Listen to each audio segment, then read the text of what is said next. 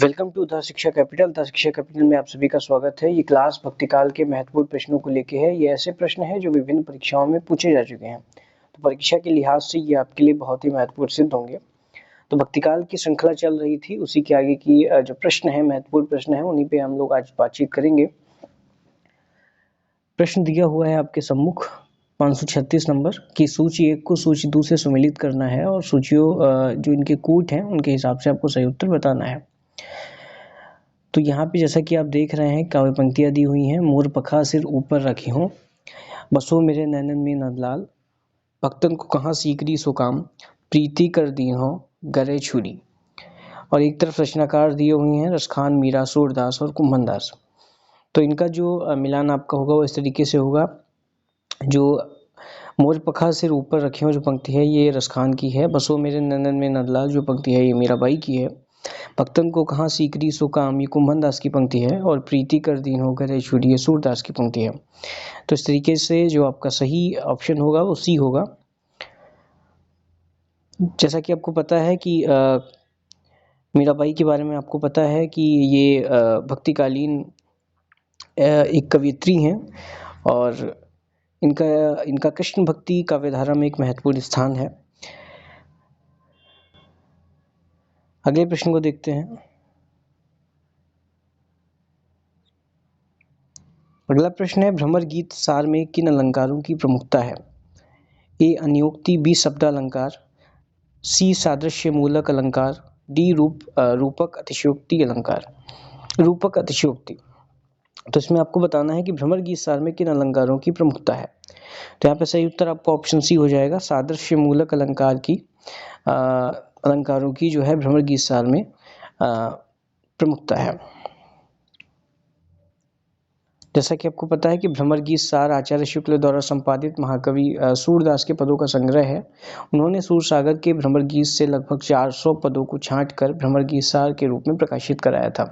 तो यह प्रश्न परीक्षा में पूछा जा सकता है कि जो भ्रमर गीत सार है ये किसकी रचना है, किसका संपादन किसने किया। तो आचार्य रामचंद्र शुक्ल ने किया और इन्होंने ये किया कि सूरसागर जो कि सूरदास की रचना है उसके भ्रमर गीत संग्रह से जो भ्रमर गीत उसके अंदर संकलित है उसे लगभग 400 पदों को छाट कर इन्होंने भ्रमर गीत सार जो इनका ग्रंथ है उसके रूप में इन्होंने प्रकाशित करवाया। अगले प्रश्न को देखते हैं। अगला प्रश्न कह रहा है कि भ्रमर गीत सार के किन पदों में श्लेष और यमक अलंकार पाए जाते हैं।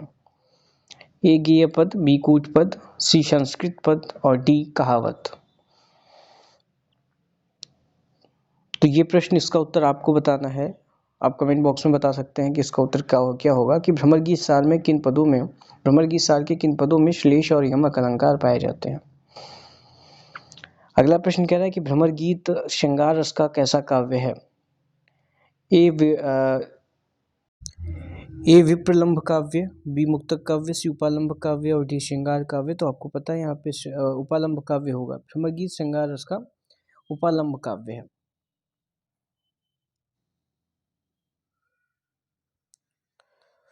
अगले प्रश्न को देखते हैं। रास पंचयाध्यायी की प्रमुख विशेषताएं कौन कौन सी हैं ये पूछा गया है। यह रोला छंद में लिखी गई है। इसमें कृष्ण की रासलीला का विस्तार के साथ वर्णन किया गया है। इसमें अनुप्रासाद युक्त साहित्यिक भाषा का प्रयोग किया गया है और इसमें दुरारूढ़ कल्पना दिखाई पड़ती है। तो यहाँ पे जो आपके सही जो विशेषताएं रासपंची अध्याय से मिलती हैं, आपको पता है रासपंची अध्याय जो है वो नंददास के द्वारा रचित है। नंददास जो कि अष्टछापी कवि थे, अष्टछापी कवियों में शामिल थे। और जो बातें सही हैं इनकी विशेषताओं में, रासपंची अध्याय से जुड़ी हुई विशेषताओं में, वो आपकी ये होंगी कि यह रोला छंद में लिखी गई है। इसमें कृष्ण की रासलीला का विस्तार के साथ वर्णन किया गया है। इसमें अनुप्रास आदि युक्त साहित्यिक भाषा का प्रयोग किया गया है। तो यहाँ पे आपका 1, 2 और 3 ये इसकी प्रमुख विशेषता है रासपंची अध्याय से जुड़ी हुई। तो यहाँ पे जो आपका सही ऑप्शन हो जाएगा वो बी हो जाएगा। ये आपका सही आंसर होगा। तो अगले प्रश्न की तरफ बढ़ते हैं। अगला प्रश्न सूरदास के बारे में आचार्य शुक्ल द्वारा लिखित कौन से कथन सही हैं, ये पूछे गए हैं कि सूरदास के विषय में आचार्य शुक्ल की कौन कौन सी जो बातें हैं वो सही हैं। उन्होंने विट्ठलनाथ की आज्ञा से श्रीमद् भागवत की कथा को पदों में गाया। उन्होंने भागवत के दसम स्कंद की कथा इतिवृत्त के रूप में कह दी है। उन्होंने भिन्न भिन्न लीलाओं को अत्यंत मधुर और मनोहर पदों में गाया। उनके पद अत्यंत प्रगल्भ और काव्यपूर्ण हैं। तो इसमें से आपको बताना है कि सूरदास के विषय में आचार्य शुक्ल के द्वारा लिखित कौन कौन से जो कथन है वो सही है। तो यहाँ पे जो आपका सही ऑप्शंस होंगे, जो आचार्य शुक्ल के द्वारा लिखित जो बातें हैं सूरदास के विषय में, उन्होंने कहा कि आचार्य शुक्ल ने सूरदास के विषय में कहा कि उन्होंने भागवत के दसम स्कंद की कथा इतिवृत्त के रूप में कह दी है, ये सही होगा। आचार्य शुक्ल ने सूरदास के विषय में कहा कि उन्होंने भिन्न भिन्न लीलाओं को अत्यंत मधुर और मनोहर पदों में गाया। और तीसरी बात उन्होंने कही आचार्य शुक्ल ने सूरदास के विषय में कि उनके पद अत्यंत प्रगल्भ और काव्यपूर्ण हैं। तो तीन बातें यानी कि 2, 3 और 4 ये आचार्य शुक्ल ने सूरदास के विषय में कही। तो जो आपका सही ऑप्शन हो जाएगा वो सी हो जाएगा। ये 3 बातें आचार्य शुक्ल ने सूरदास के विषय में कही हैं और आचार्य शुक्ल ने अपने इतिहास ग्रंथ में इसका जिक्र किया है।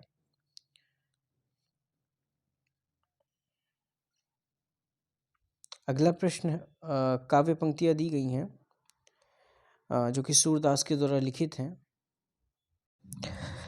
काव्य पंक्तियाँ कुछ इस तरीके से हैं कि श्याम विनोदी रे मधुबनिया, अब हरि गोकुल काहे को आवहीं, चाहत नौ यौवनिया, सूरदास प्रभु तजी कामरी, अब हरि भय चिकनिया। अब हरि भय चिकनिया ये जो टर्म इस्तेमाल हुआ है, इसमें पूछा गया है कि द्वारा सूरदास क्या कहना चाहते हैं। सूरदास ने जो इन शब्दों का इस्तेमाल किया कि अब हरि भय चिकनिया, इसमें सूरदास जी क्या कहना चाहते हैं ये पूछा गया है। आपके पास ऑप्शंस हैं। श्री कृष्ण चिकने घड़े हो गए हैं, श्री कृष्ण चिकने चुपड़े हो गए हैं, श्री कृष्ण छैला हो गए हैं, श्री कृष्ण सुंदर छवि वाले हो गए हैं। तो इसमें आपको बताना है कि सूरदास जो है वो क्या कहना चाह रहे हैं। अब हरि भय चिकनिया जिसका जिक्र इन्होंने इन पंक्तियों में किया, तो इसमें इन शब्दों में वो क्या कहना चाह रहे हैं। आप इन प्रश्नों का उत्तर पॉज करके भी दे सकते हैं, तो जिससे आपकी भी परीक्षा का जो है आकलन होता रहेगा, आपकी तैयारी का आकलन होता रहेगा। तो यहाँ पे 2 ऑप्शन सही होंगे, जैसे कि एक तीसरा श्री कृष्ण छैला हो गए हैं और चौथा कि श्री कृष्ण सुंदर छवि वाले हो गए हैं। सूरदास जी अब हरि भय चिकनिया के माध्यम से ये कहना चाह रहे हैं कि श्री कृष्ण छैला हो गए हैं, यानी कि श्री कृष्ण अब और भी सुंदर छवि वाले हो गए हैं। तो यहाँ पे 3 और 4 आपका सही हो जाएगा। तो ऑप्शन जो आपका सही होगा वो डी होगा। अगले प्रश्न की तरफ बढ़ते हैं। काव्य पंक्तियाँ दी गई हैं। यों ही मन मेरो मेरे काम का ना रहो माई, श्याम रंग है करी सामान्यो श्याम रंग में। पूछा गया है कि उक्त काव्य पंक्तियों में कोई गोपी या भक्त क्या कहना चाह रहा है। ऑप्शन है श्री कृष्ण के रंग में रंग कर मेरा रंग जो है काला हो गया है, मेरा रंग पहले से काला है इसलिए श्री कृष्ण के रंग में मिल सका, श्री कृष्ण के रंग में रंग कर मेरा मन उन्हीं के जैसा हो गया, और चौथा ऑप्शन है कि मेरा मन श्री कृष्ण के वश में हो गया है। तो यहाँ पे जो ये भक्त या कवि ये जो गोपी हैं जो कहना चाह रही हैं वो ये है कि श्री कृष्ण के रंग में रंग कर मेरा मन उन्हीं के जैसा हो गया, और दूसरी बात कहना चाह रही हैं कि मेरा मन श्री कृष्ण के वश में हो गया है। तो 2 बातें जो हैं वो इन काव्य पंक्तियों में रचनाकार या गोपी या भक्त के माध्यम से रचनाकार कहलवाना चाह रहा है। तो यहाँ पे जो आपका सही ऑप्शन हो जाएगा वो ए हो जाएगा। ए ऑप्शन आपका यहाँ पे सही हो जाएगा। अगले प्रश्न की तरफ बढ़ते हैं। हरिदासी संप्रदाय के राधा कृष्ण हैं।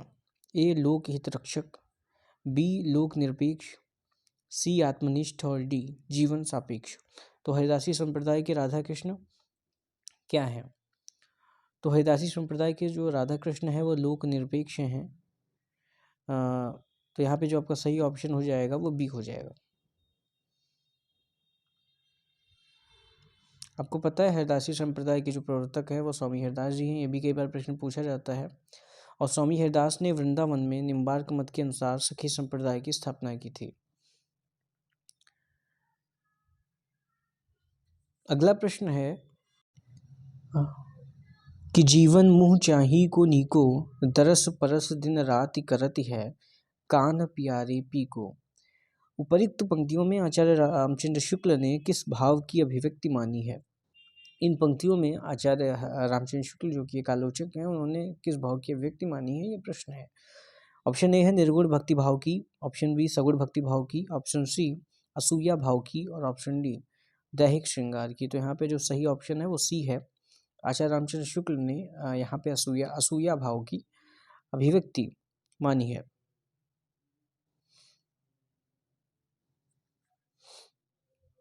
अगले प्रश्न की तरफ बढ़ते हैं। यहाँ पे कुछ बातें महत्वपूर्ण दी गई हैं। निर्गुण काव्य की विशेषताएं एक बार देख लेते हैं।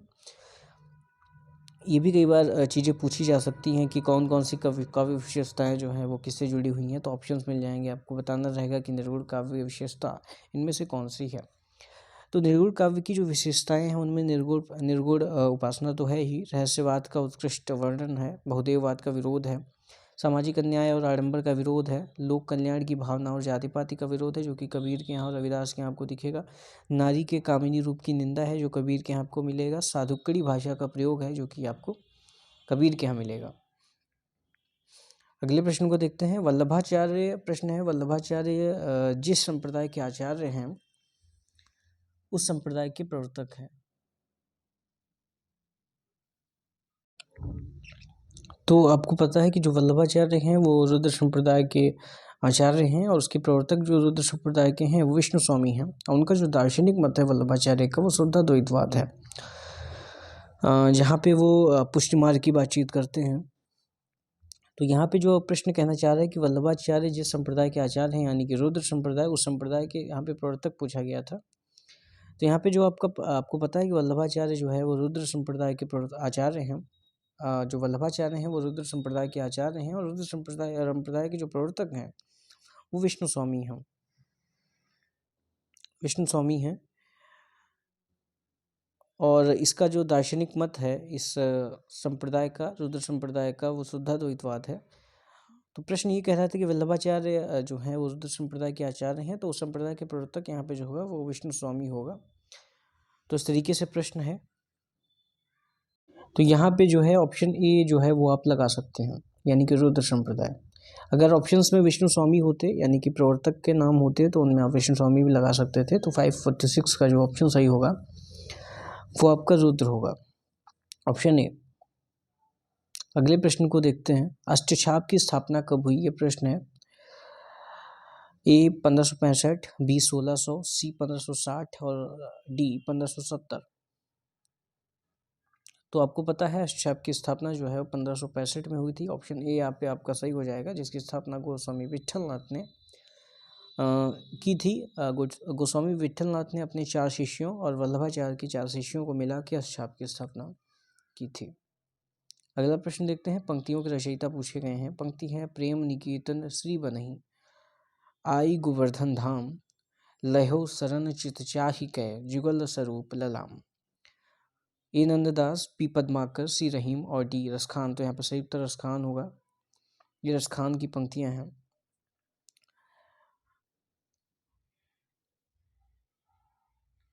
अगले प्रश्न की तरफ बढ़ते हैं।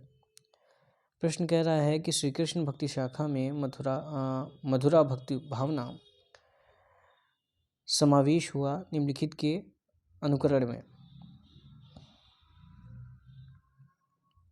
ऑप्शन हैं जैसी, option B Chaitanya Mahaprabhu, option C स्वामी हरिदास और ऑप्शन डी रसखान। तो आपको पता है यहाँ पे चैतन्य महाप्रभु ने श्री कृष्ण भक्ति शाखा में मधुरा भक्ति भावना का समावेश किया था। तो ऑप्शन बी यहाँ पे आपका बिल्कुल सही हो जाएगा। बाकी जैसी तो आपको पता है सूफी काव्यधारा के प्रमुख अग्रणी कवि हैं, इनकी रचना पद्मावत है। अगले प्रश्न को देखते हैं।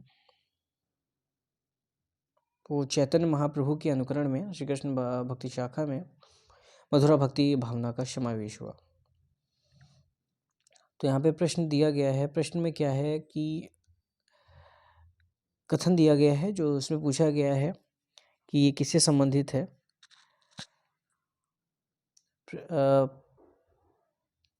बाल वर्णन संबंधी कविताएं आधुनिक काल में भी खूब रची गईं। मध्यकाल में यह कवियों का रुचिकर क्षेत्र रहा। समग्र रूप से समस्त हिंदी कविता में बाल वर्णन का सर्वश्रेष्ठ कवि कौन है, ये पूछा गया है। बहुत ही सामान्य सा प्रश्न है। ए द्वारका प्रसाद महेश्वरी, बी सुमित्रानंद पंत, सी सूरदास और डी बिहारी। तो जाहिर सी बात है यहाँ पे सूरदास होगा, ऑप्शन सी यहाँ पे सही होगा, क्योंकि बाल वर्णन के सर्वश्रेष्ठ कवि, वात्सल्य रस के जो है सर्वश्रेष्ठ कवि सूरदास माने जाते हैं।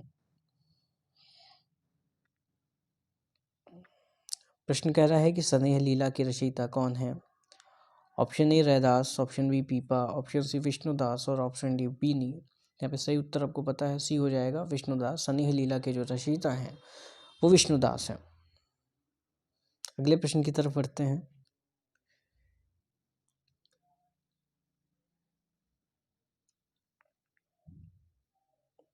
यहाँ पे कुछ विष्णुदास से जुड़ी हुई महत्वपूर्ण बात कि विष्णुदास ग्वालियर नरेश डूंगरेंद्र के राजकवि थे। इनके द्वारा लिखे गए जो ग्रंथ हैं उसमें महाभारत कथा, रुक्मिणी मंत्र, स्वर्गारोहण, रामायण कथा। विष्णुदास कृत जो रामायण कथा है वो रामकथा संबंधी हिंदी का जो है प्रथम प्रबंध काव्य माना जाता है। रैदास के 40 पद, आपको पता है रैदास से संबंधित यहाँ पे कुछ बातचीत है कि रैदास के 40 पद गुरु ग्रंथ साहब में संकलित हैं। पीपा के गुरु का नाम रामानंद है। बेनी जो है वो रीतिकालीन कवि हैं।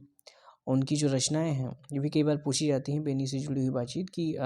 नवरस तरंग, श्रृंगार भूषण और नाना राव प्रकाश।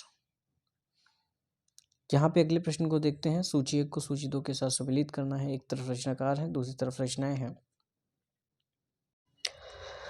तो यहाँ पे आप देख रहे हैं कि एक तरफ सूची 1 में जो है रचनाएं दी गई हैं। प्रद्युम्न चरित्र, स्वर्गारोहण, मधुमालती कथा, चिताई वार्ता। एक तरफ नारायण दास हैं, चतुर्भुज दास हैं, विष्णुदास और सुधीर अग्रवाल। तो आपको पता है प्रद्युम्न चरित्र जो है वो सुधीर अग्रवाल की रचना है, स्वर्गारोहण विष्णुदास की है, मधुमालती कथा चतुर्भुज दास की है और चिताई वार्ता नारायण दास की है।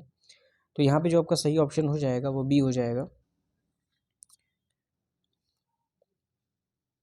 प्रद्युम्न चरित्र सुधीर अग्रवाल, स्वर्गारोहण विष्णुदास, मधुमालती कथा चतुर्भुज दास और चिताई वार्ता नारायण दास।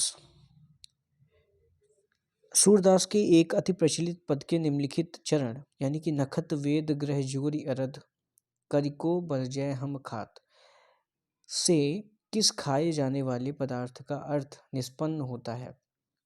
ए अमृत का, बी खीर का, सी विष का और डी कल्प वृक्ष का फल। तो यहाँ पे सही उत्तर सी हो जाएगा। यहाँ पे जो सूरदास जिस खाए जाने वाले पदार्थ के अर्थ का जो है यहाँ पे निष्पन्न हो रहा है वो विष है। तो यहाँ पे जो सूरदास की इन पंक्तियों में अर्थ निकल रहा है वो यहाँ पे जिस खाए जाने वाले पदार्थ की बातचीत हो रही है वो विष है। जैसा कि यहाँ पे दिखाया गया है कि 27 नक्षत्र, 4 वेद और 9 ग्रह को मिला के टोटल 40 हो गया और उसका डिवीज़न 2 से है, फिर 20 बचता है। यहाँ पे 20 का जो अभिप्राय है वो विषय है। वो ऐसे है जैसा कि आप देख रहे हैं, पंक्ति देख रहे हैं कि नखत वेद ग्रह यानी नक्षत्र हो गए 27, वेद हो गए 4 और ग्रह हो गए 9। आगे लिखा है कि ज्योरी, तो इनको टोटल करेंगे तो होगा 40।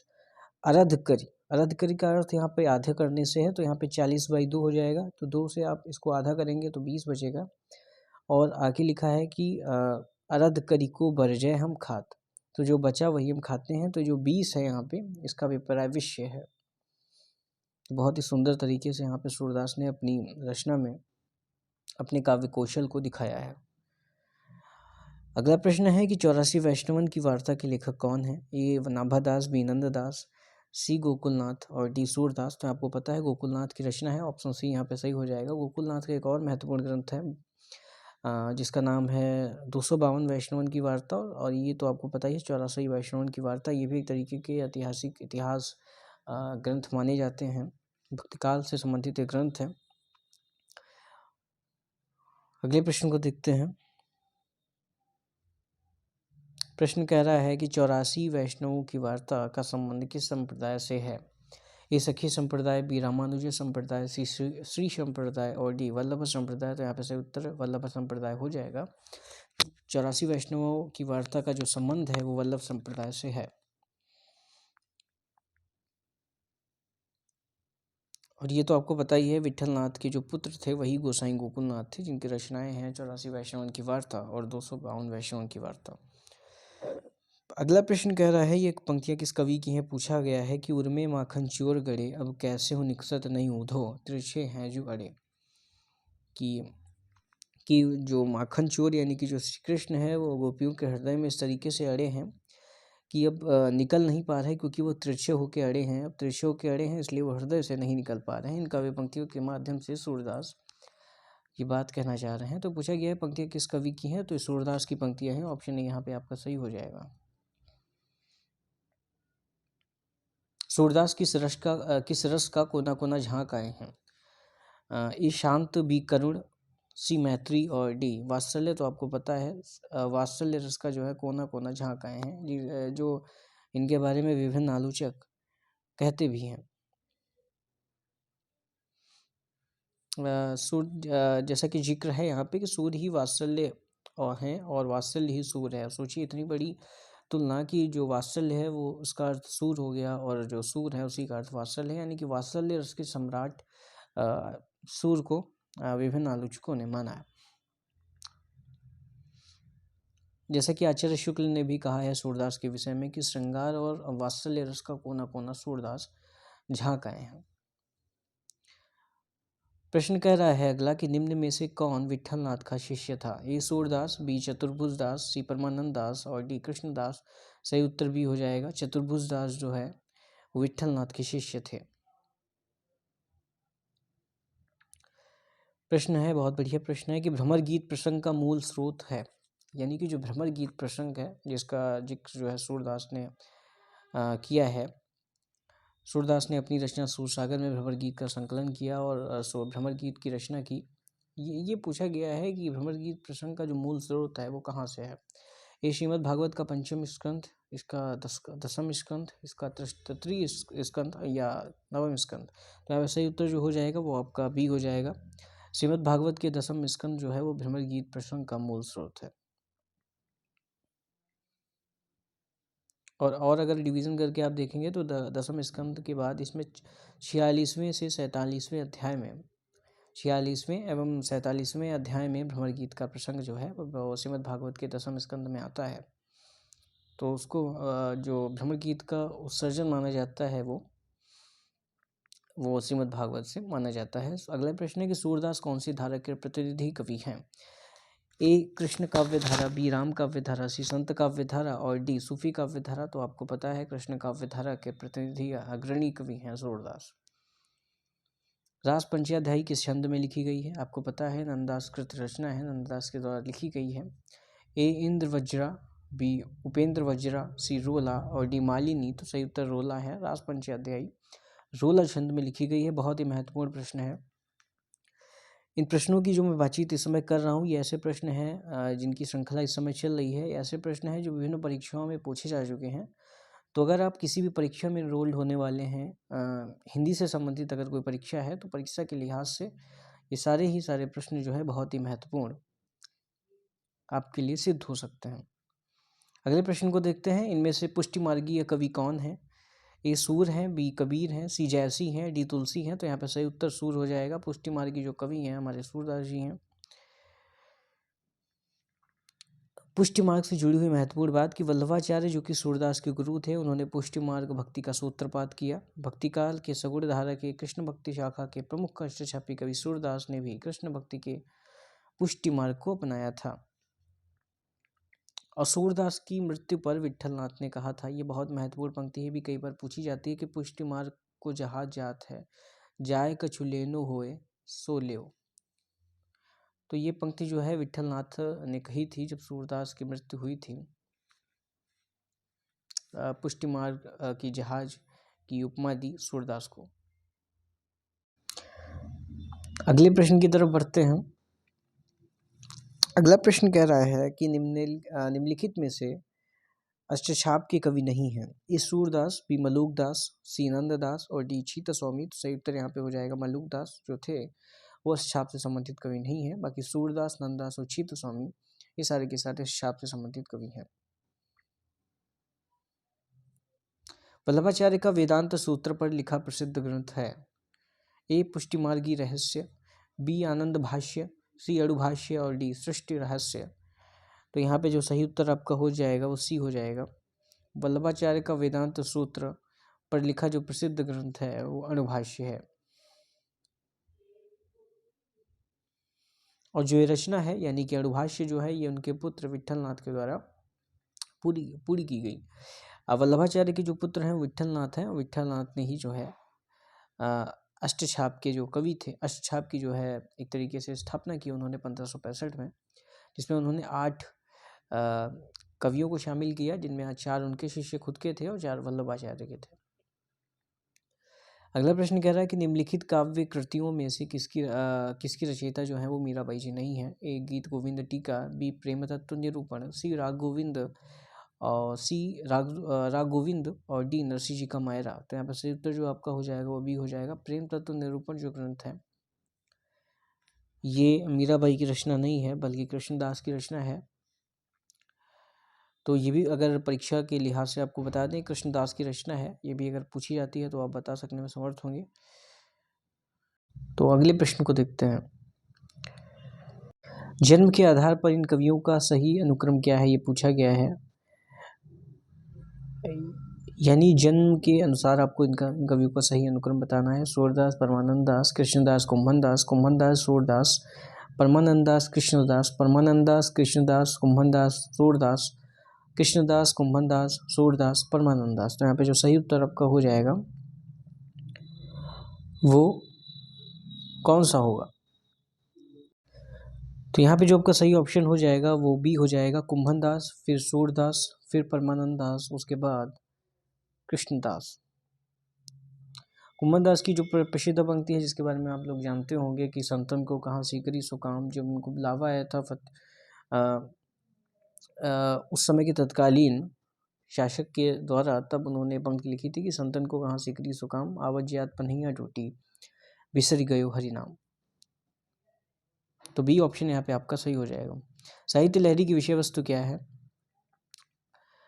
सूरदास की रचना है, आपको पता है। ए नायिका भेद, बी अवतार लीला, सी निर्गुण का खंडन और डी नीति। तो यहाँ पर सही उत्तर ए हो जाएगा, यानी कि नायिका भेद। साहित्य लहरी की जो विषय वस्तु है वो नायिका भेद है। साहित्य लहरी जो कि सूरदास की रचना है, इसमें दृष्टिकूट पदों में राधा कृष्ण की लीलाओं का वर्णन है तथा अलंकारों एवं नायिका भेदों का वर्णन भी कूट पद में किया गया है। इस पद में सूरदास की वंशपरा का भी जिक्र जो है हुआ है। सूरदास की जो प्रमुख 3 रचनाएं ही जो 3 रचनाएं हैं यानी कि सूरसागर, सुरसारावली और साहित्य लहरी की रचनाएं इनकी प्रमुख रूप से मिलती हैं। नंददास की किस रचना का संबंध नायक नायिका भेद से है? ए रासपंचाध्यायी, बी रसमंजरी, सी श्याम सगाई और डी भंवर गीत। तो यहाँ पे जो सही उत्तर आपका हो जाएगा वो बी हो जाएगा। नंददास की जो रचना रसमंजरी है उसका संबंध नायक नायिका भेद से है। तो यहाँ पे ऑप्शन जो आपका सही होगा वो बी होगा।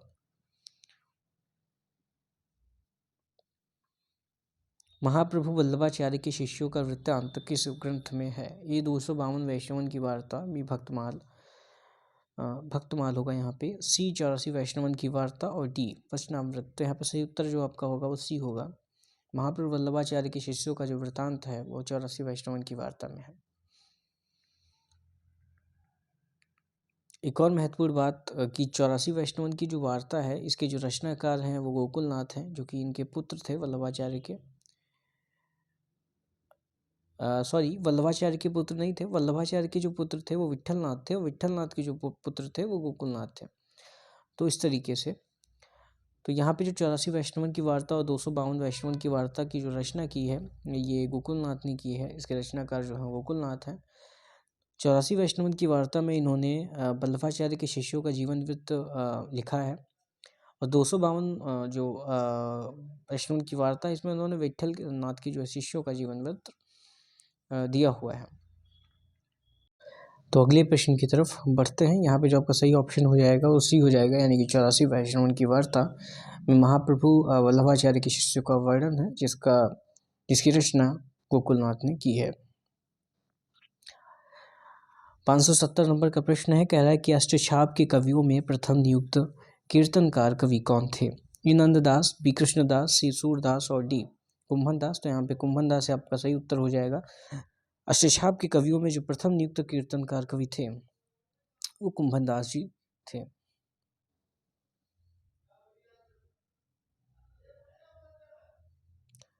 अगला प्रश्न कह रहा है कि सूर सागर के पदों का भावानुकरण करते हुए किस कवि ने कृष्ण के जीवन का चित्रण किया है? ए ब्रजवासी दास, बी रामचरण दास, सी मंचित और डी प्रेम सखी। तो यहाँ पे सही उत्तर जो आपका हो जाएगा वो ब्रजवासी दास होगा। सूर सागर के पदों का भाव अनुकरण करते हुए किस कवि ने यानी कि ब्रजवासी दास ने कृष्ण के जीवन का चित्रण किया है?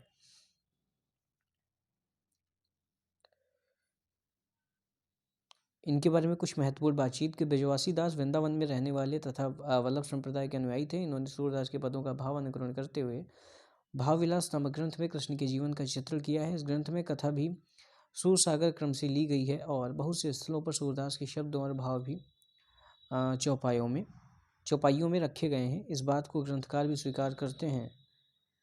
यह रचना कुछ ब्रजभाषा में है, यह रचना जो है ब्रजभाषा में है।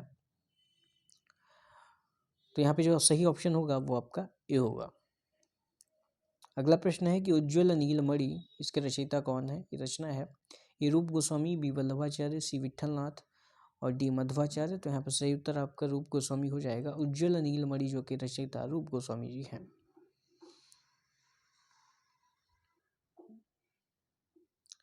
ये कथन किस प्रसिद्ध आलोचक का है? ये पूछा गया है। अष्टछाप में सूरदास के पीछे इन्हीं का नाम लेना पड़ता है।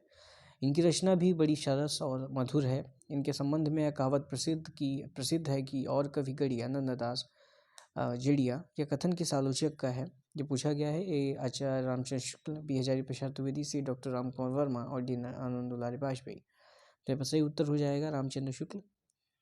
रामचंद्र शुक्ल ने ये बात कही है। तो ये जो स्टेटमेंट है आचार्य शुक्ल के द्वारा दिया गया है।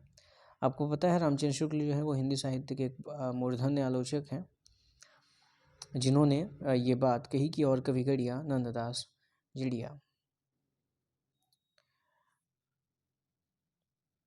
तो ये जो बातचीत है, ये जो कथन इनका था वो नंददास के विषय में था। तो इन्होंने कहा कि इसके संबंध में कहावत प्रसिद्ध है कि और कवि गढ़िया नंददास जिड़िया। इन्होंने कहा कि अष्टछाप में सूरदास के पीछे इन्हीं का नाम लेना पड़ता है। तो इस तरीके से आप देख सकते हैं कि आचार्य शुक्ल सूरदास और नंददास के विषय में किस तरीके का तुलनात्मक अध्ययन रखते हैं। ये काव्य पंक्तियां किसकी हैं? ये पूछा गया है। पंक्ति है सखी हो श्याम रंग रंगी, देख बिकाई गई वह मूरति, सूरत माही पगी। ये काव्य पंक्तियां किसकी है? ये पूछा गया है। ए हितरिवंश, बी गदाधर भट्ट, सी मीराबाई और डी जीव गोस्वामी। तो यहाँ पे जो सही उत्तर आपका हो जाएगा वो गदाधर भट्ट हो जाएगा। ये काव्य पंक्तियां गदाधर भट्ट के द्वारा रचित हैं।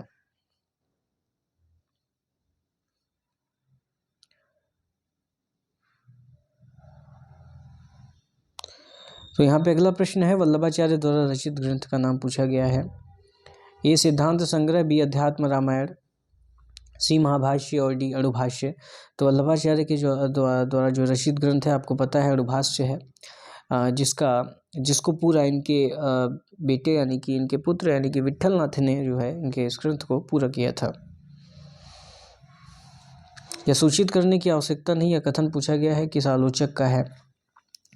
यह सूचित करने की आवश्यकता नहीं है कि ना तो सूर का अवधि पर अधिकार था और न जयसी का ब्रजभाषा पर। ये कथन किसका है? ए हजारी प्रसाद द्विवेदी, बी नागेंद्र, सी आचार्य रामचंद्र शुक्ल, डी राम कुमार वर्मा। तो ये रामचंद्र शुक्ल का स्टेटमेंट है, यानी कि कथन जो है रामचंद्र शुक्ल का है। तो ऑप्शन सी यहाँ पे आपका सही हो जाएगा। नंददास किस काव्यधारा से संबंधित हैं? ए संत काव्यधारा, बी सूफी काव्यधारा, सी कृष्ण काव्यधारा, डी राम भक्ति काव्यधारा। तो यहाँ पर सही उत्तर आपको पता है नंददास जो है इनकी रचना रास पंचाध्यायी है। इनके विषय में कहा जाता है कि और कवि गढ़िया नंददास जिड़िया। तो यहाँ पे ऑप्शन सी हो जाएगा, कृष्ण काव्यधारा से संबंधित रचनाकार हैं। अगले प्रश्न को देखते हैं। इनमें से सूर की रचना कौन सी नहीं है? ए सूर सागर, बी सूर सारावली, सी साहित्य लहरी और डी रास पंचाध्यायी। तो आपको पता है रास पंचाध्यायी जो है वो सूर से संबंधित रचना नहीं है, यानी कि सूरदास की रचना नहीं है। रास पंचाध्यायी जो है वो नंददास की रचना है। बाकी जो 3 रचनाएं हैं सूर सागर, सूर सारावली और साहित्य लहरी, ये सूरदास के द्वारा लिखित ग्रंथ है। अगला प्रश्न है, इनमें से कृष्ण भक्त कवि कौन सा नहीं है? ये सूरदास, बी रस खान, सी कृष्णदास और डी तुलसीदास। तो यहाँ पे आपको पता है डी ऑप्शन यहाँ पे होगा आपका। कृष्ण भक्ति कवि तुलसीदास जी नहीं है, बल्कि राम भक्ति धारा के अग्रणी कवि हैं, राम भक्ति शाखा के कवि हैं। तो यहाँ पे ऑप्शन डी यहाँ पे आपका सही हो जाएगा। तुलसीदास से संबंधित जो बातचीत हो चुकी है, राम भक्ति शाखा से संबंधित बातचीत हो चुकी है महत्वपूर्ण प्रश्नों को लेकर। अगला प्रश्न देखते हैं, हित 84 के रचयिता कौन है? ए नंददास, बी हित हरिवंश, सी हित स्वामी और डी स्वामी हरिदास। तो यहाँ पर सही उत्तर जो आपका हो जाएगा वो हित हरिवंश हो जाएगा। हित 84 के जो रचयिता हैं वो स्वामी हित हरिवंश है। ऑप्शन बी यहाँ पे आपका सही हो जाएगा। नीचे दिए गए नामों में से कौन से कवि वल्लभाचार्य के शिष्य नहीं हैं? ए चतुर्भुज दास, बी सूरदास, सी कुम्भन दास, डी परमानंद दास। तो यहाँ पे आपको पता है कि जो वल्लभाचार्य के शिष्य नहीं है वो चतुर्भुज दास हैं। बाकी सूरदास, परमानंद दास और कुम्भन दास जो हैं वो वल्लभाचार्य के शिष्य हैं, चतुर्भुज दास नहीं है। तो ऑप्शन ए यहाँ पे आपका सही हो जाएगा। अगले प्रश्न को देखते हैं, सूरदास ने किस कृति को नहीं लिखा? सूर सारावली, दोहावली, साहित्य लहरी और सूर सागर। तो यहाँ पे जो आपका ऑप्शन बी सही हो जाएगा। दोहावली जो रचना है वो तुलसीदास के द्वारा रचित है। तुलसीदास जो कि राम भक्ति शाखा के अग्रणी कवि हैं। तो बाकी जो रचनाएं हैं वो सूरदास के द्वारा रचित हैं। तो यहाँ पे जो नहीं है ऑप्शन बी होगा। तो ऑप्शन जो आपका सही हो जाएगा वो ये हो जाएगा। अगले प्रश्न को देखते हैं, जुगलमान चरित नामक ग्रंथ के लेखक हैं ए नंददास, बी कृष्णदास, सी चतुर्भुज दास और डी छित स्वामी। तो यहाँ पे सही उत्तर बी हो जाएगा। जुगलमान चरित नामक ग्रंथ के जो लेखक हैं वो कृष्णदास हैं। तो ऑप्शन बी यहाँ पे आपका करेक्ट हो जाएगा। अगले प्रश्न को देखते हैं, कृष्ण काव्य के प्रमुख कवि कौन माने जाते हैं? ए रहीम, बी तुलसी, सी सूरदास, आचार्य शुक्ल, डी आचार्य शुक्ल। तो आपको पता है कृष्ण काव्य के जो प्रमुख कवि माने जाते हैं वो सूरदास जी माने जाते हैं। रहीम जो हैं और तुलसीदास, इसके साथ ही साथ आचार्य शुक्ल तो एक आलोचक हैं, तो कृष्ण काव्य के वो कवि नहीं हैं। तुलसीदास जी जो है राम भक्ति शाखा के कवि हैं। तो इस तरीके से जो आपका सही ऑप्शन होगा उसी होगा। अगला प्रश्न देखते हैं, ध्रुव चरित के रचयिता कौन है? पूछा गया, बहुत ही महत्वपूर्ण प्रश्न है। ए रस खान, बी स्वामी हरिदास, सी नरोत्तम दास और डी भिखारी दास। तो सही उत्तर जो हो जाएगा वो यहाँ पे सी हो जाएगा। नरोत्तम दास जो है वो ध्रुव चरित के रचयिता है।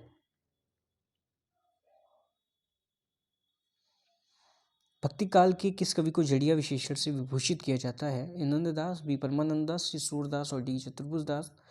तो जैसा कि मैंने बताया था कि और कवि जड़िया नंददास जड़िया, ये नंददास के विषय में एक प्रसिद्ध उक्ति है, कहावत है। तो यहाँ पे नंददास हो जाएगा। ऑप्शन डी यहाँ पे आपका सही हो जाएगा।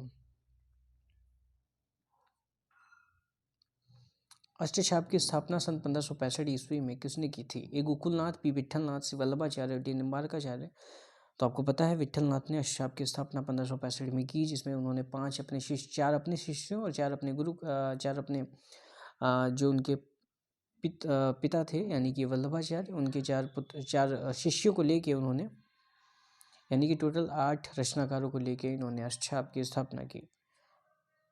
तो अष्टछाप की स्थापना जो है 1565 में वल्लभाचार्य जी ने की, यानी कि ऑप्शन बी यहाँ पे आपका सही हो जाएगा, जिसमें उन्होंने वल्लभाचार्य के 4 शिष्यों और अपने 4 शिष्यों को मिला के इस अष्टछाप की इन्होंने स्थापना की।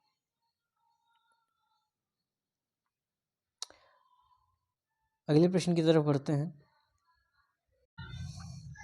84 वैष्णवन की वार्ता और 252 वैष्णवन की वार्ता मूल रूप से क्या है? एक जीवन वृत्त है, कथा कहानी है, आत्मकथा है अथवा निबंध है। तो यहाँ पे सही उत्तर हो जाएगा जीवन वृत्त है। 84 वैष्णवन की वार्ता और 252 वैष्णवन की वार्ता मूल रूप से जीवन वृत्त है। ऑप्शन ए सही हो जाएगा। दोनों की दोनों रचनाएं गोकुलनाथ के द्वारा रचित हैं, जिसमें उन्होंने तमाम रचनाकारों का जिक्र किया हुआ है, भक्त कवियों का जिक्र उन्होंने किया हुआ है। प्रश्न कह रहा है कि तत्वदीप निबंध किसकी रचना है? बहुत ही महत्वपूर्ण प्रश्न है। ये वल्लभाचार्य, बी निम्बार्काचार्य, सी नाभादास और डी नंददास। तो यहाँ पर सही उत्तर हो जाएगा आपका ए, यानी कि वल्लभाचार्य। तत्वदीप निबंध जो रचना है वल्लभाचार्य के द्वारा रचित है। वल्लभाचार्य जो कि पुष्टि मार्ग के प्रवर्तक हैं, जो कि शुद्धाद्वैतवाद दर्शन से संबंध रखते हैं। सुदामा चरित के लेखक कौन है? ये सूरदास हैं, बिनंदास हैं, श्री रत्नाकर हैं, जगन्नाथ दास रत्नाकर का जिक्र होगा यहाँ पे, और डी है इनमें से कोई नहीं। तो यहाँ पे जो सही उत्तर आपका हो जाएगा वो बी हो जाएगा, यानी कि नंददास। सुदामा चरित के जो लेखक हैं वो नंददास जी हैं। ये रचना कई बार परीक्षाओं में पूछी जाती है। बहुत ही महत्वपूर्ण प्रश्न है अगला। कह रहा है कि संतन को कहाँ सीकरी सो काम, आवत जात पनहिया टूटी बिसर गयो हरिनाम। ये काव्य पंक्तियाँ जो हैं, ये जो प्रसिद्ध काव्य पंक्तियाँ हैं, किसकी हैं? कुम्भन दास की हैं, बी नंददास की हैं, श्री चतुर्भुज दास की हैं, और डी कृष्णदास की हैं। तो यहाँ पे सही उत्तर आपका हो जाएगा कुम्भन दास। कुम्भन दास ने ये कुम्भन दास के द्वारा ये पंक्तियाँ कही गई हैं।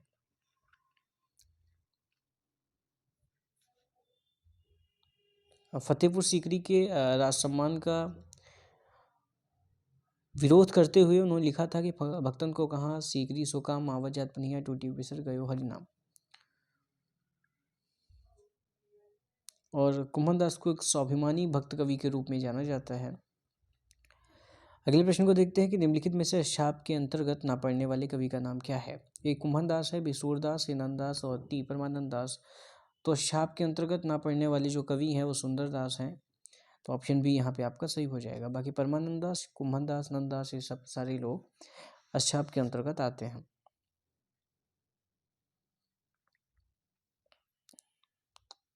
अगला प्रश्न है, शीत स्वामी किस धारा के कवि हैं? ए राम भक्ति काव्य धारा, राम भक्ति धारा, बी अछाप धारा, सी प्रेम मार्गी धारा, और डी निर्गुणी मार्गी धारा। तो यहाँ पर सही उत्तर आपका अछाप धारा हो जाएगा। तो शीत स्वामी जो है वो अछाप धारा के कवि हैं, यानी अछाप से संबंधित रचनाकार हैं। अछाप की स्थापना आपको पता है गोस्वामी विट्ठलनाथ ने 1565 में की थी। अछाप के प्रमुख कवि नंददास किसके शिष्य थे? यानी कि नंददास जो आपको पता है अछाप के कवि थे। पूछा गया किसके शिष्य थे? वल्लभाचार्य, वी विट्ठलनाथ, श्री रामानंद, और डी निम्बार्काचार्य। सही उत्तर बी हो जाएगा, यानी कि विट्ठलनाथ जिन्होंने अछाप की स्थापना की थी, तो ये विट्ठलनाथ के शिष्य थे। तो ऑप्शन बी यहाँ पे आपका ठीक होगा। अगले प्रश्न को देखते हैं। कृष्ण काव्यधारा के प्रवर्तक का नाम पूछा गया है। कृष्ण काव्यधारा के प्रवर्तक हैं ये सूरदास हैं, स्वामी वल्लभाचार्य हैं, श्री नाभादास हैं, अथवा डी चैतन्य महाप्रभु हैं। तो यहाँ पे आपको पता है कृष्ण काव्यधारा के प्रवर्तक यहाँ पे स्वामी वल्लभाचार्य हैं। और इनका जो भक्ति का मार्ग था ये शुद्धाद्वैतवाद मत के प्रवर्तक थे, शुद्धाद्वैतवाद दर्शन को मानते थे। और पुष्टि मार्ग एक भक्ति का मार्ग होता है, इस मार्ग का प्रवर्तन किया। तो यहाँ पे जो आपका सही ऑप्शन हो जाएगा वो बी हो जाएगा, यानी कृष्ण काव्यधारा के जो प्रवर्तक हैं वो स्वामी वल्लभाचार्य जी हैं। अगले प्रश्न को देखते हैं। अगला प्रश्न कह रहा है कि सूरदास जब अपने प्रिय विषय का वर्णन शुरू करते हैं तो मानव अलंकार शास्त्र हाथ जोड़कर उनके पीछे पीछे दौड़ा करता है। उपमाओं की बाढ़ आ जाती है, रूपकों की वर्षा होने लगती है। उपयुक्त कथन किस आलोचक का है? ये पूछा गया है सूरदास के विषय में। हजारी प्रसाद द्विवेदी, रामचंद्र शुक्ल, नंदलाल वाजपेयी, और हरिवंशलाल वर्मा। तो यहाँ पे आपको बताना है किसने जो है ये बात सूरदास के विषय में कही है। तो यहाँ पे ये ऑप्शन सही होगा, हजारी प्रसाद द्विवेदी ने सूरदास के विषय में ये बात कही है। सूरदास के विषय में आचार्य शुक्ल ने क्या कहा, ये भी कई बार पूछा जाता है। वात्सल्य और श्रृंगार के क्षेत्र का जितना अधिक उद्घाटन सूर्य ने अपनी बंद आंखों से किया उतना किसी और कवि ने नहीं। इन क्षेत्रों का कोना कोना वे झाँका है। ये जिन क्षेत्रों की बात कर रहे हैं, यानी कि वात्सल्य और श्रृंगार के क्षेत्रों का कोना कोना सूर्य झाँका है, ये आचार्य शुक्ल कहना जा रहे हैं। नंदलाल वाजपेयी का भी एक महत्वपूर्ण कथन है कि स्थिति विशेष का पूरा दिग्दर्शन भी करें, घटनाक्रम का अभ्यास भी दें, और साथ ही समुन्नत कोटि के रूप, सौंदर्य और भाव सौंदर्य की परिपूर्ण झलक भी दिखलाते जाएं। यह विशेषता हमें कवि सूरदास में ही मिलती है। ये नंदलाल वाजपेयी ने सूरदास के विषय में कहा है। तो ये 3 महत्वपूर्ण कथन थे जो परीक्षाओं में बार बार पूछे जाते हैं, तो इन्हें देखना परमावश्यक है। अगला प्रश्न है कि सूरदास को पुष्टि मार्ग का जहाज किसने कहा है? वल्लभाचार्य ने, बी हरिवंश ने, सी गोकुलनाथ ने, और डी विट्ठलनाथ ने। तो सूरदास को जो पुष्टि मार्ग का जहाज जो कहा वो विट्ठलनाथ ने कहा। तो यहाँ पे सही ऑप्शन डी हो जाएगा।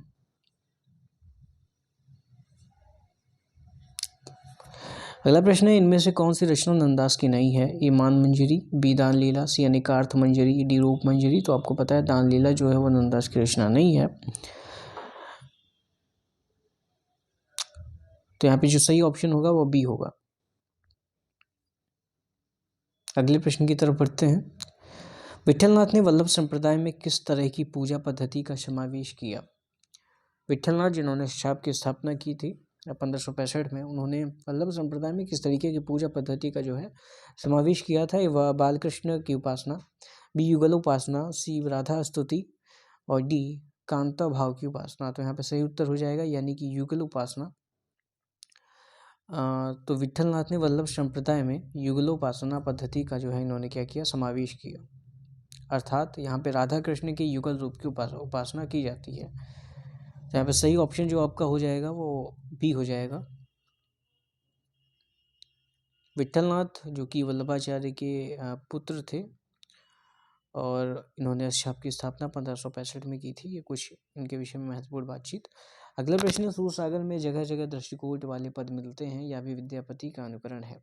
सूरदास से संबंधित उक्त विचार किस आलोचक का है? कथन जो दिया गया है इसमें, सूरसागर में जगह जगह दृष्टिकूट वाले पद मिलते हैं, या भी विद्यापति का अनुकरण है। ये आपको बताना है ये किस आलोचक ने इनके विषय में कही है। तो यहाँ पे सही उत्तर आपका सी हो जाएगा। रामचंद्र शुक्ल ने यह बात सूरदास के विषय में कही है। तो अगले प्रश्न की तरफ बढ़ते हैं।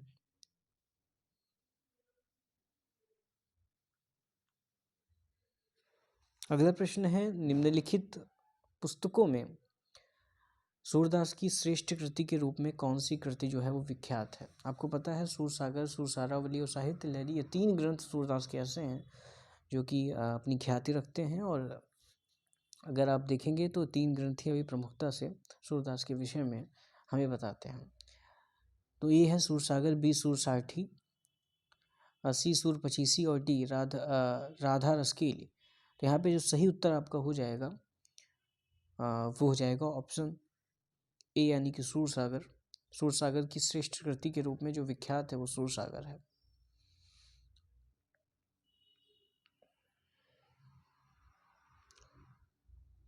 अगले प्रश्न की तरफ बढ़ते हैं। निम्नलिखित में से सूरदास के भ्रमर गीत में किसकी प्रतिष्ठापना है?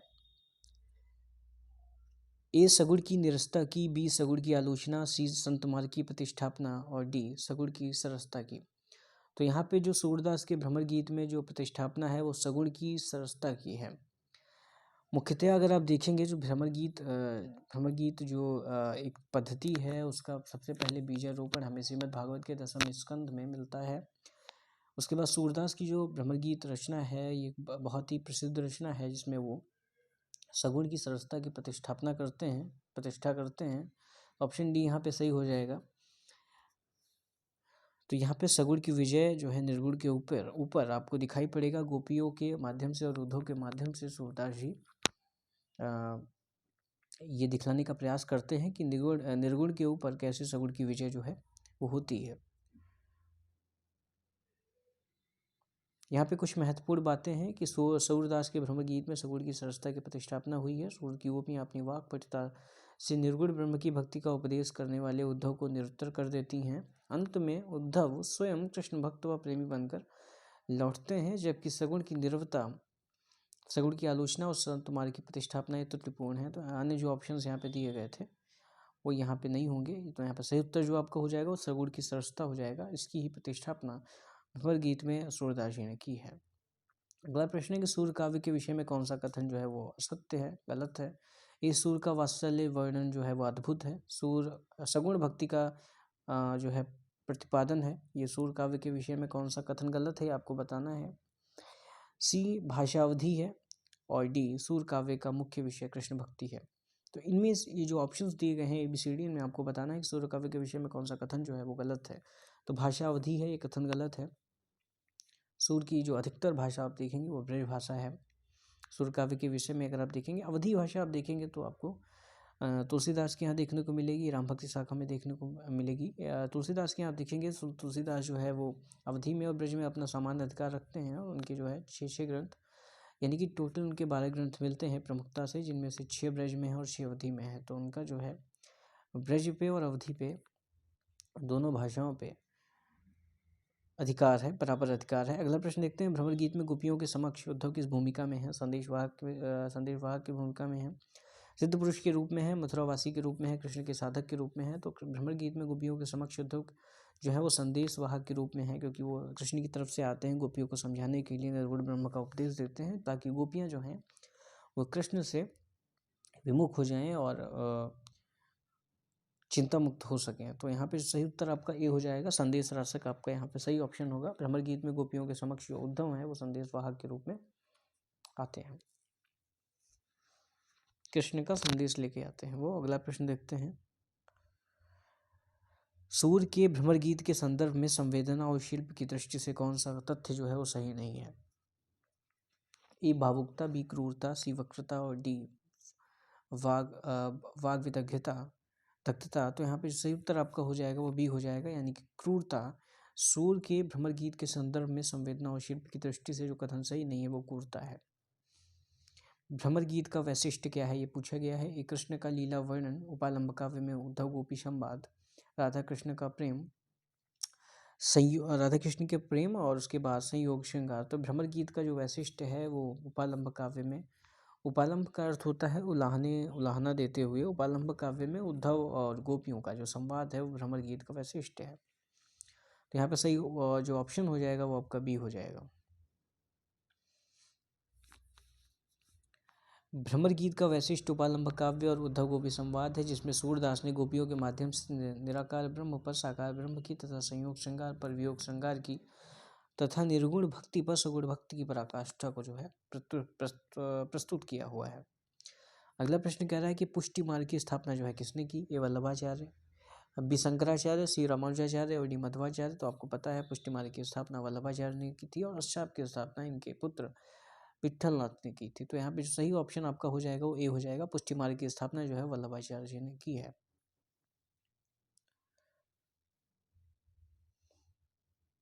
अगला प्रश्न है, काव्य पंक्तियों से क्या आशय है? ये पूछा गया है कि उर्मे माखन चोर गड़े, अब कैसे हो निकसत नहीं, ऊधो तिरछे हुए जो अड़े।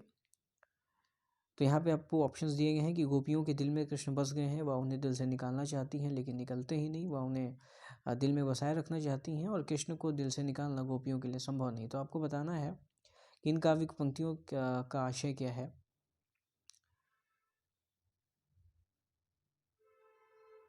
तो यहाँ पे जो आपके सही ऑप्शंस हो जाएंगे वो एक तो ये हो जाएगा, गोपियों के दिल में कृष्ण बस गए हैं, उर्मे माखन चोर गड़े। गढ़ने का अर्थ यहाँ पे है उर यानी कि हृदय, माखन चोर यानी कि कृष्ण। तो गोपियाँ जो बातचीत कह रही हैं वो कह रही हैं कि उर यानी उनके हृदय में जो कृष्ण है उनके दिल में जो है वो बस गए हैं। तो अभी गोपियों के दिल में कृष्ण बस गए हैं, ये ऑप्शन सही हो जाएगा। दूसरा सही होगा सी ऑप्शन, यानी कि वह उन्हें दिल में बसाए रखना चाहती हैं। और डी है कि कृष्ण को दिल से निकालना गोपियों के लिए जो है वो असंभव है, कि अब कैसे वो निकसत नहीं ऊधो, वो किसी तरीके से जो है निकल नहीं रहे हैं क्योंकि वो तिरछे होके जो है अड़े हैं। तो यहाँ पे जाहिर सी बात है जो गोपियाँ हैं वो गोपियों के लिए असंभव है कृष्ण को दिल से निकालना या कृष्ण की बातों को भुला देना जो है उनके वश में नहीं है, उनके लिए असंभव है।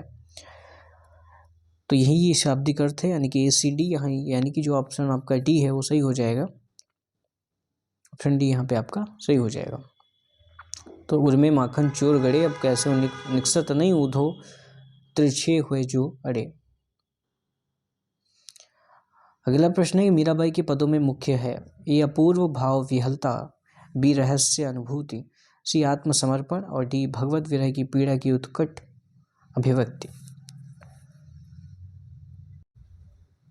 तो यहाँ पे ये आपको बताना है, इसके साथ ही साथ यहाँ पे कुछ ऑप्शंस आपको दिए गए हैं, यानी कि इनमें से कौन कौन सी बातें हैं जो मीरा के पदों में आपको मुख्य लगती, जो मुख्य बातें हैं मीराबाई के पदों में। तो एक तो ये हो जाएगा कि अपूर्व भाव विहलता, यानी कि ए, एक हो जाएगा आत्मसमर्पण और एक हो जाएगा भगवत विरह की पीड़ा की उत्कट अभिव्यक्ति, यानी कि 3, यानी कि ए, सी और डी ये मीराबाई के पदों में मुख्य हैं। यानी कि अपूर्व भाव विहलता उनके पदों में आपको देखने को मिलेगी। इसके साथ ही साथ आत्मसमर्पण जो मीराबाई के पदों में आपको देखने को मिलेगा वो लाजवाब है और वो उनके व्यक्तिगत जीवन की जो पीड़ा थी वो आपको देखने को मिलेगी, आत्मसमर्पण देखने को मिलेगा, भागवत विरह की पीड़ा की उत्कट अभिव्यक्ति वो आपको देखने को मिलेगी। यहाँ पे जो ऑप्शंस आपके सही होंगे वो ACD यानी कि ऑप्शन बी यहाँ पे आपका सही हो जाएगा।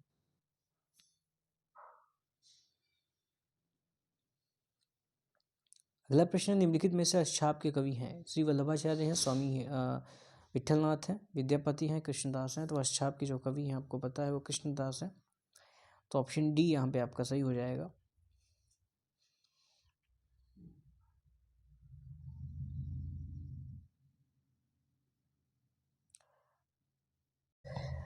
अगला प्रश्न कह रहा है कि कृष्ण काव्य का अधिकांश साहित्य मुख्यतः किस भाषा में है? ए ब्रजभाषा में है, बी अवधी में है, सी खड़ी बोली में है, या अथवा डी भोजपुरी में है। तो कृष्ण काव्य का आप देखेंगे तो अधिकांश जो साहित्य है वो ब्रजभाषा में है। तो जाहिर सी बात है जो कृष्ण थे वो भी ब्रजभाषा का जो क्षेत्र है वहीं से ताल्लुक़ रखते थे भगवान कृष्ण भी। तो जो कृष्ण काव्य भी है वो उसका जो अधिकांश साहित्य है वो ब्रजभाषा में लिखित है। आप देखेंगे जो श्री राम हैं वो अवध क्षेत्र से संबंधित हैं, अवध क्षेत्र में उनका जन्म हुआ, तो उनका जो अधिकांश साहित्य वो आपको अवधि में मिलेगा। ये कॉमन सेंस वाला प्रश्न है, ये परीक्षाओं में अगर आता है तो बहुत अच्छी बात है, बहुत महत्वपूर्ण प्रश्न है, ये पूछा जा सकता है आपकी परीक्षा में। तो सही ऑप्शन जो आपका होगा वो ए होगा। मनुष्य होने पर रसखान ने कहाँ बसने की इच्छा व्यक्त की है? रसखान की जो पंक्ति है कि मानुष हो तो वही रसखान बसो ब्रज गोकुल गाँव के ग्वारन। तो मनुष्य होने पर रसखान के कहाँ बसने की जो है इच्छा व्यक्त की है रसखान ने? ए गोकुल के गाँव में, बी मथुरा नगर में, सी घने जंगल में, डी नदी के किनारे। तो आपको पता है कि मानुष हो तो वही रसखान बसो ब्रज गोकुल गाँव के ग्वालन। तो यहाँ पर सही उत्तर आपको पता है कि गोकुल के गांव में उनके रहने की जो है प्रबल इच्छा थी रसखान की। रसखान को आपको पता है वो जात के मुस्लिम थे, लेकिन कृष्ण भक्ति में ऐसा रमे कि कृष्ण भक्ति के जो अग्रणी कवि हैं उनमें नाम रसखान का लिया जाता है।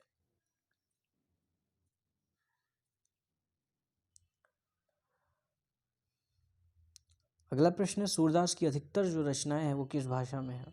ये अवधी में, बी अपभ्रंश में, सी ब्रजभाषा में, डी भोजपुरी में। तो यहाँ पर सही उत्तर आपका पता है ब्रजभाषा हो जाएगा, यानी कि ऑप्शन सी यहाँ पे सही हो जाएगा। आपने अवधी सुना है, अवधी भी ब्रजभाषा के समान एक बोली है। अपभ्रंश का नाम शायद आप में से कई लोगों ने ना सुना हो। तो अपभ्रंश जो है वो हिंदी से पहले का रूप है, हिंदी का जो बिगड़ा रूप है वो अपभ्रंश है। तो सूरदास की जो अधिकतर रचनाएं हैं वो ब्रजभाषा में लिखित हैं। सूरसागर किस भाषा में लिखा गया? अगला प्रश्न है, ब्रज में, अवधी में, बुंदेली में, भोजपुरी में।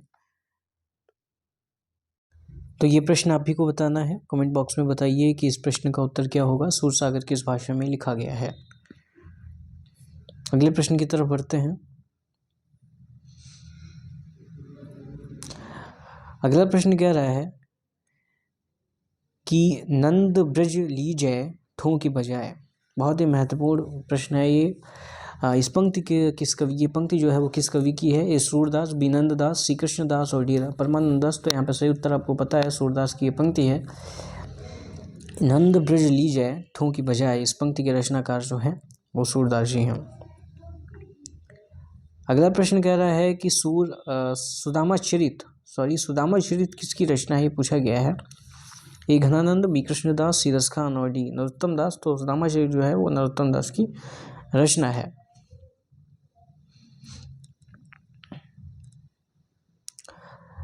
यह कथन हिंदी साहित्य के किस साहित्यकार का है, ये पूछा गया है। यहाँ पे कथन दिया गया है, कथन है कि राधा कृष्ण के प्रेम को लेकर कृष्ण भक्ति की जो काव्य धारा चली उसमें लीला पक्ष अर्थात बाह्यार्थ विधान की प्रधानता रही है।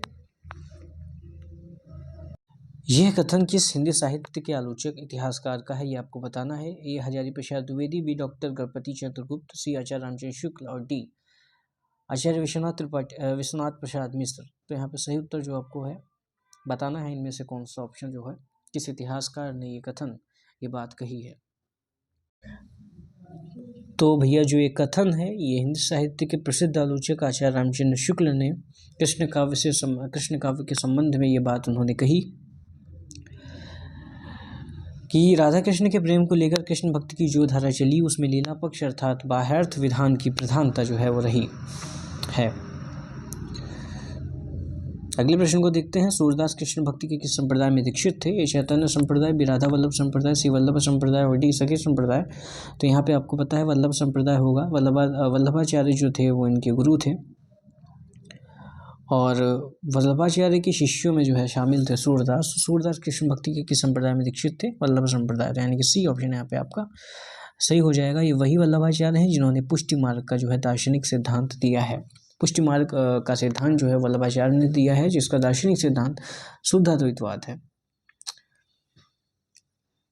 अगले प्रश्न को देखते हैं। अगला प्रश्न है सूरदास ने अपनी किस कृति के अंत के पद में अपनी वंश का परंपरा का जो है परिचय दिया है? ये सूर सागर, बी साहित्य, सूर सारावली, सी साहित्य लहरी और डी इनमें से कोई नहीं। तो आपको पता है साहित्य लहरी रचना होगी। सूरदास ने साहित्य लहरी के अंत के पद में अपनी वंश परंपरा का जो है परिचय दिया है।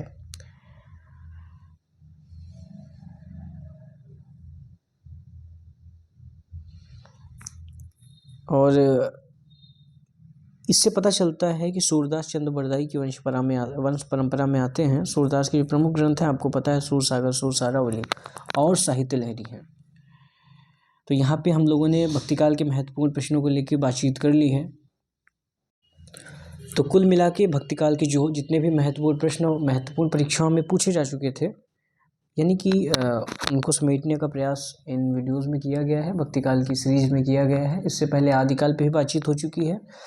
हिंदी साहित्य इतिहास ग्रंथ से संबंधित जो महत्वपूर्ण प्रश्न परीक्षाओं में पूछे जा चुके हैं उन पर बातचीत हो चुकी है। और इसके साथ ही साथ काल विभाजन और नामकरण को लेकर भी बातचीत हो चुकी है।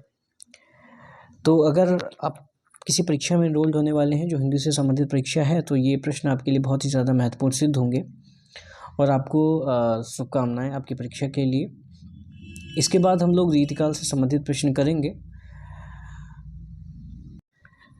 ऐसी और वीडियोस पाने के लिए, क्लासेस पाने के लिए subscribe this channel and also press the bell icon for getting notifications. फिर मिलते हैं, तब तक के लिए नमस्कार।